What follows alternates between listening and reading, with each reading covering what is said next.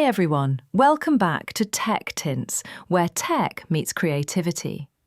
Today we're starting our Python Basics series from absolute zero, so let's jump right in.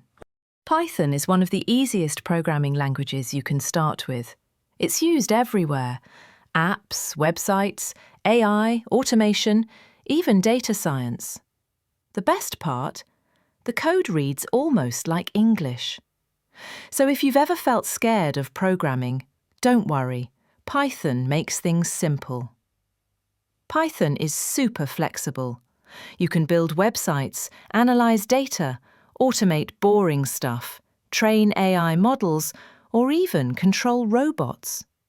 Whatever your interest is, Python has a path for you. All you need is a computer, Python installed, a code editor like VS Code. That's it. No expensive software, no complicated setup.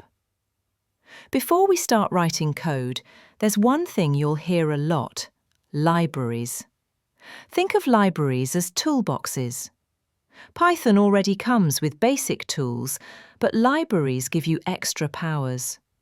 For example, NumPy helps with maths, Pandas helps with data, Matplotlib helps with charts, Requests helps with web data. Instead of writing everything from scratch, you just import the tool and use it. Let's write your first Python code. Type this: print "Hello TechnTints." Press enter, and boom, you just wrote your first Python program. If this works, you're officially a Python beginner now.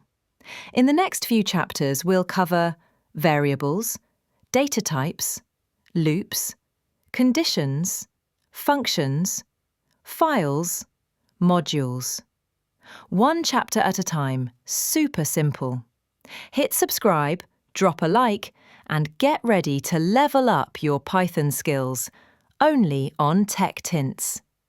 Let's code with confidence and a little bit of tint.